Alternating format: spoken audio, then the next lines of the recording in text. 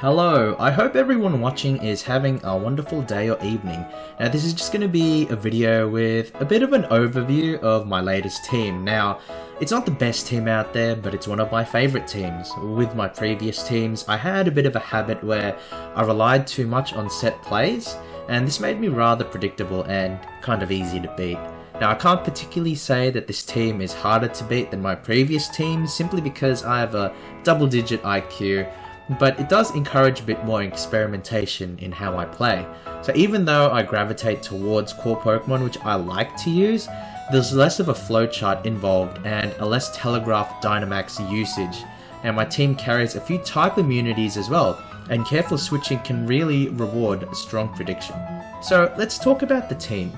I have a Raichu with Assault Vest, an Incineroar with Citrus Berry, a Roserade carrying Focus Sash, a G-Max Lapras with a Life Orb, a Goodra with a Weakness Policy, and a Mimikyu with a Razor Claw. So let's go over these Pokemon one by one. So first we have Raichu, and Raichu has been statted out to have a little bit of extra bulk.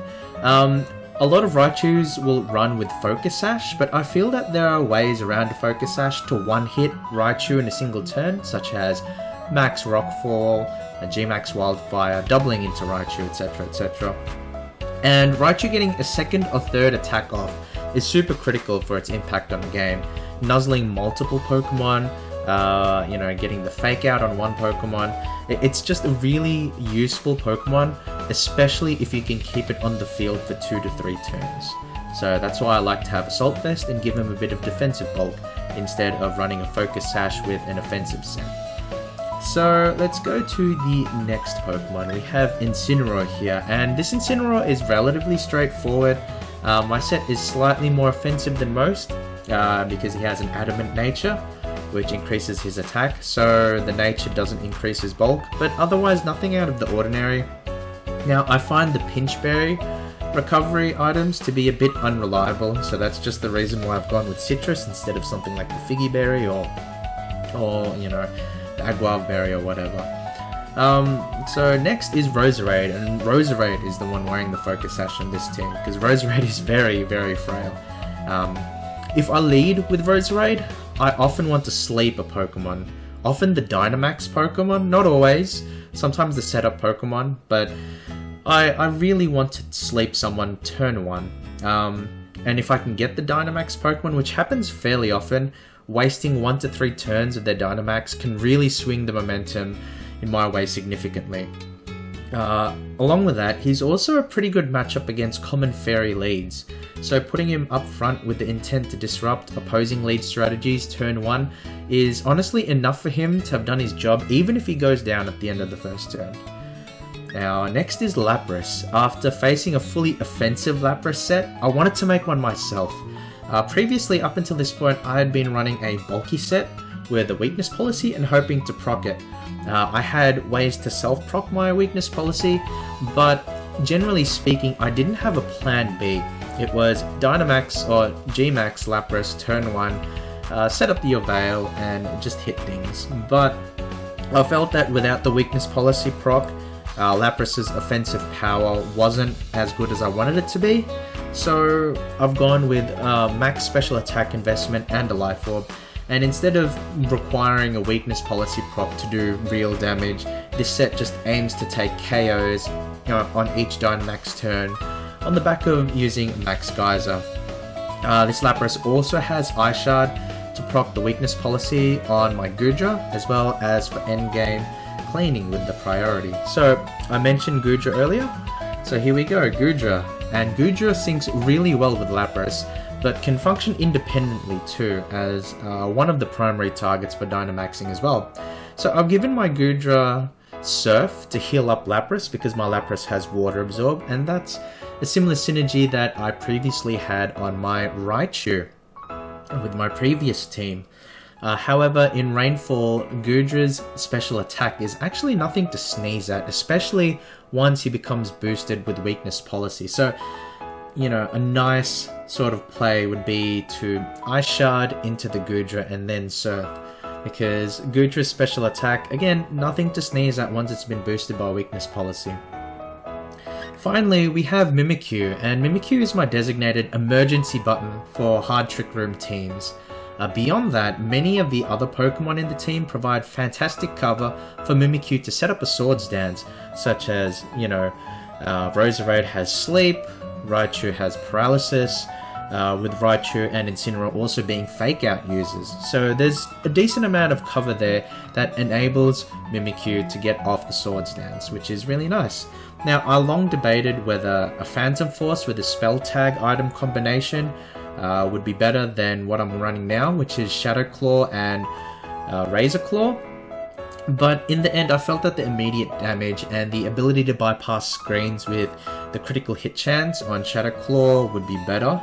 If I didn't have other ways to stall Dynamax, such as the Sleep and Paralysis, then I probably would have gone Phantom Force and Spell Tag. But in the end, I felt like, crit fishing fits the theme of the team a little bit better in terms of reliance on RNG, but I also felt that bypassing screens, which is fairly common in this Lapras heavy metagame, would also be really, really good. Alright, so let's just get into it. We have a battle against Doug, who has a Serena, a grass type, Sylveon, a fairy type, Excadrill, a ground steel type, Tyranitar, a rock and dark type, Milotic, a water type, and Dragapult, a ghost and dragon type. So I take a look at my options and I'm worried about the Dragapult straight away. Reason being, I don't have anything faster than it, so I'm thinking, okay, I should be able to sleep it with Roserade because they don't have anything else that's faster than Roserade.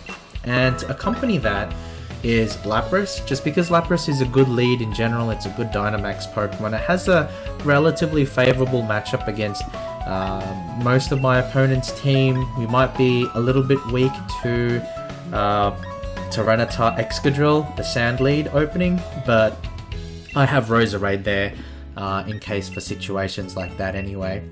And to round off the team, I have Raichu, which is just really strong overall against quite a few members of this team. With paralysis support, speed control, fake out support, and I take a while to determine my last Pokemon. I initially had Mimikyu, but then I realized that Mimikyu actually has a weak matchup against quite a few of my opponents. It has a weak matchup against Dragapult, against Excadrill, etc. So I end up deciding on Goodra as my last Pokemon. And it turns out to be a pretty good choice in the end. So my opponent leads with Sylveon and Milotic, while I lead with Roserade and Lapras, and this is not a bad lead for me at all actually. If we take a look, Roserade has a favourable matchup against both of these Pokemon, and Lapras is bulky enough that it's not really threatened immediately by Sylveon or Milotic either. So that's actually a very good outcome for me. I do consider the Dynamax, but I end up deciding not to do it. I decided to be a bit more conservative with my G-Max, Dynamax. Don't Dynamax turn 1, that's a bit too predictable. So I go for the Sleep Powder on Milotic, and I'm considering Resonance. I have less than 10 seconds left, but I decided a Freeze Dry, mainly because I want to see how much damage this does, so I can get a grasp of, what this Milotic is about in terms of EV spread. So Roserade goes first, puts him to sleep. I'm very happy with that. Milotic is obviously asleep for that first turn. Sylveon uses Hyper Voice. It does respectable chip damage both on Roserade and Lapras, but it doesn't really threaten it at all because Roserade resists fairy attacks and Lapras is naturally bulky. So Freeze Dry comes out, does more than half, does about 65-60%, which procs the Citrus Berry from Milotic, taking it back up to probably 60-70. So I think to myself, well, Freeze Dry is probably not going to kill if I do it again, or it might be a roll.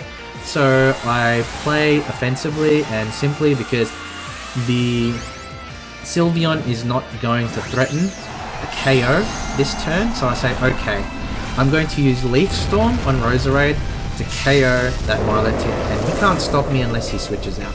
You just can't stop him. And I'm going to take Lapras, I'm going to Dynamax it, and then I'm going to set up Aurora Veil. So Roserade uses Leaf Storm, KOs the Milotic, and there's a good chance that Roserade actually KOs that Milotic from full. So I could have done that turn 1, but I wanted to get the sleep off, just to scout out what my opponent would do. Sylveon uses the Hyper Voice. Now he gets a critical hit in Roserade, but Roserade tanks it fairly well. Lapras takes damage as well. The G-Max Resonance comes out, does about half, maybe 45% to Sylveon, and I set up the Aurora Veil, which is quite useful. He comes into play later. I lose some HP because of Life Orb, and my Lapras is not in the best of positions, but it's also not in a terrible position because it still has 200 HP, right? So my opponent comes out with the Serena, and this is a very physically hard-hitting grass Pokemon. So I say, okay, I'm going to sleep the Sylveon, and I consider whether I can take a hit from Max Overgrowth, but I end up deciding, no, I can't risk it, so I'm just going to Max Guard with my Lapras. And as expected, he Dynamaxes, or well, we don't know yet, technically, but he Dynamaxes a Pokemon, and of course it's going to be the Serena, because he's not going to Dynamax the Sylveon. It doesn't give him a matchup advantage, and Sylveon is already taking some chip damage, so the Serena comes out, Dynamaxes. I use Max Guard on Lapras, expecting a Max Overgrowth. And what I can do in this time is Roserade to get another Sleep Powder off, this time hitting the Sylveon. So Sylveon goes Night-Night, goes to sleep, Max Overgrowth comes out from the Serena, and straight into the Protect from Lapras, so their first turn of Dynamax is wasted. Now it seems like I haven't done much, but I've taken Sylveon at least out of the equation temporarily, and what I do, instead of trying to Max Guard twice or sacrificing my Lapras, I actually switch out my G-Max Lapras straight into my Goodra, which has an immunity to grass moves thanks to his ability. So Roserade uses Sludge Bomb, gets some valuable chip on the Sylveon. Sylveon's now in red health. Serena uses Max Overgrowth straight into the Sap Sipper, so it doesn't affect my Goodra at all. Sylveon wakes up, and he uses Hyper Voice, hitting Roserade and Goodra pretty hard, but not that hard because of the Aurora Veil that Lapras set up. So even though Lapras only got one offensive turn on his G-Max, on her G-Max, it was still value. So now, what I can do is I can Sludge Bomb into the Serena, and I can Sludge Bomb into the Sylveon. So Roserade goes first, being the fastest Pokemon, takes out Sylveon, not a problem. Sylveon goes down, we're out of commission. Goodra does Sludge Bomb. It doesn't do that much, even weakness policy boosted, because Serena does have the Assault Vest. I confirm it here. I just wanted to know how much it would do. So Serena comes out with a Max Starfall, and I'm thinking, oh crap. My Goodra has maximum physical defense investment, so I'm not sure what else I could have done to survive that. And I do survive that thanks to the Aurora Veil mainly, but you know, this Goodra is basically as bulky as it can be, so that's a good turn for me. My Goodra survives, and I take out the opposing Sylveon. So his Excadrill comes out, and his Dynamax is done. So he wasted 2 turns of his Dynamax, first into the Max Guard from my Lapras, then into the Sap Sipper immunity on Goodra, and so he got one good hit, but he didn't really get any value from his Dynamax at all. So what I do with my Goodra is I Protect, and I try and get some chip damage onto the Serena. I know that, well, I feel, it's my feeling that Excadrill is going to focus in on the Goodra. So Roserade goes ahead and uses Sludge Bomb. It doesn't kill, but it does decent chip damage. Excadrill goes out into the Goodra, which is protected. Serena uses High Jump Kick onto Roserade, which KOs it. Roserade faints, and Serena takes extra poison damage. Now that poison proc is actually coming in clutch because Serena will die next turn to another poison proc. So well, I have a choice here to go between Lapras and to go between Raichu. So I could go either, but I end up going for Raichu because he is the fastest Pokemon on the field now. So what do I choose with Raichu? I go with Focus Blast on Excadrill, and I consider bringing back in Lapras or Sludge Bombing into the Serena, but I realized that Excadrill is going to go before my Goodra, so I try for the double protect. Now I only have a 33% chance of pulling that off, so luck is not with me, RNG is not with me in terms of the odds, but if I can pull it off, then it would be a really good turn for me. And this is an easy fake out into the Excadrill, but the reason I don't do it is just because I've never used Focus Blast in a battle, so I wanted to know how much it does. So I use it on Excadrill and it does like 70%, which is surprisingly a lot. So Iron Head goes into the Goodra, Goodra goes down, Excadrill loses some HP so we can confirm that he's Life Orb. Serena uses U-Turn on Raichu, and this is where some of Raichu's bulk comes in handy. Now the reason that Serena used U-Turn onto Raichu instead of another stronger move was because all of Serena's other common moves, Play Rough, Power Whip, and High Jump Kick, are not 100% accuracy, so there's a chance to miss. So the reason for that was in order to get guaranteed damage off. They didn't want to risk missing. So Lapras uses Ice Shard, gets some valuable chip on the Excadrill. Oh, my phone's going off. Raichu uses Focus Blast again, and this should KO. Now, I probably should have used Focus Blast the first turn Raichu was out, but again, I wanted to know how much it did. So there we go, we defeated Doug. Now, unless Doug could have one-hit KO both the Lapras and the Raichu in the one turn, then he would have lost anyway because the Life Orb recall would have killed him off, even if I missed the Focus Blast, for example. But in situations like that, I think I survive 100% of the time because of the physical bulk that my Raichu has. So Raichu's EV investment and item choice really comes in clutch there. So I'm quite happy with that. So that is more or less like a typical battle with how this team works. You can see some of the synergies with Guja protecting Lapras. You have also Raichu coming in with good coverage with the Focus Blast. You have Roserade picking up 2 sleeps and 2 KOs, doing a lot of work there. And so yeah, that's how the team generally functions. Now it's not a great team because it's not piloted by a great player, being me. But I do have fun with the team, and it's a little less telegraphed than some of my previous teams. My previous G-Max Lapras team was very telegraphed.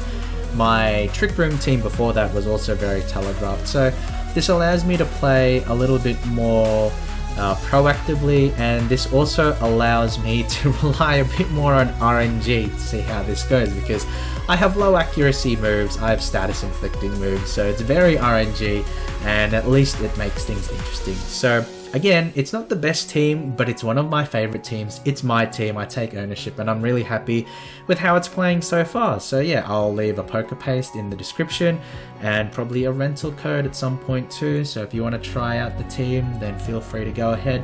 But I want to thank everybody for watching, and I hope to see you around next time.